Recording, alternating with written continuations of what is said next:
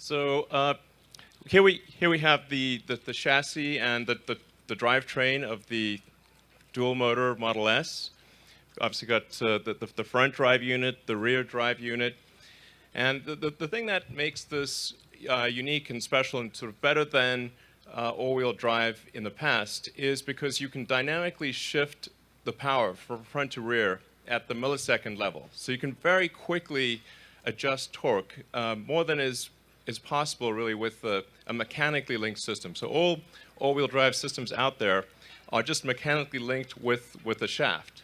So it's like the equivalent of being sort of analog, whereas this is a digital system. So with a system like this, it's inherently able to achieve better road holding than a mechanically linked system that's just there with a single engine. And we're able to actually improve almost everything about the car, it's a rare case that you're able to do something like that. So the acceleration gets a little faster, the top speed is higher, and something that's I think that is for the first time ever, the range, the efficiency actually increases.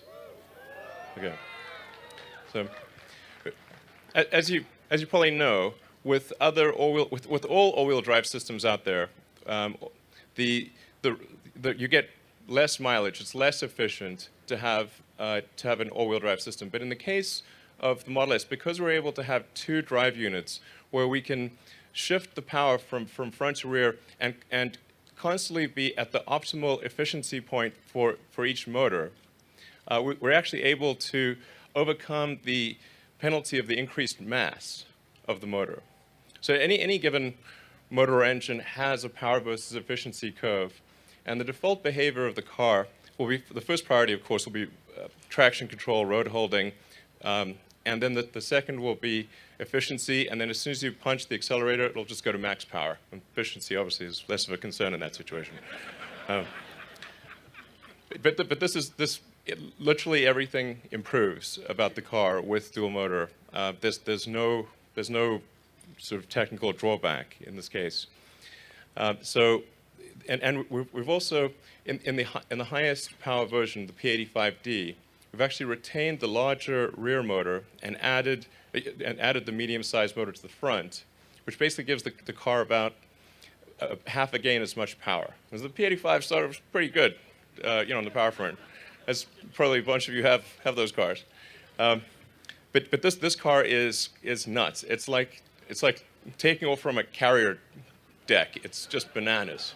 It's like having your own personal roller coaster that you can just use at any time. So that it's really mind-blowing. In fact, the target that we had for performance was to try to meet one of the greatest, the acceleration of one of the greatest supercars of all time, which is the McLaren F1. And so we were able to actually achieve a 3.2 second 0 to 60.